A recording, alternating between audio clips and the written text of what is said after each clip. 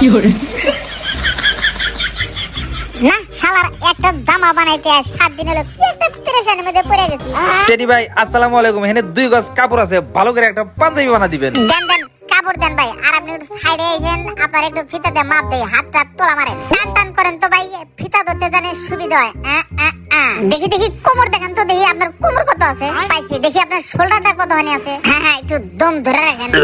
ওরে বাবা রে, আর মিয়া আসতে দেন, ব্যথা পাই তো। আরে সঠিক মাপ না নিলে তো পাঞ্জাবি হবে না। আচ্ছা ঠিক আছে, তাহলে ভাই কবে আসবো? 7 দিন পরে এসেন, আমি রেডি করে রেখে দেবো। ঠিক আছে ভাই, গেলাম।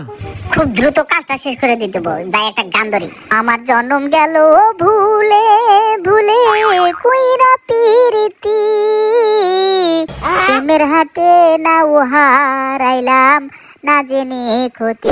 মোটামুটি হয়ে গেছে। দেখি পাঞ্জাবি একটু ছড়াই দেখি, কাস্টমার পছন্দ করবে নাকি। ঠিক আছে ভাই, পাঞ্জাবিটা হয়েছে নাকি? দেন দেন। এই না আপনার পাঞ্জাবি ভাই পছন্দ হয়েছে না? হাই হাই, শালার পুত্রে কইছি পাঞ্জাবি বানাই দিতে, শালা বানাইছে কি?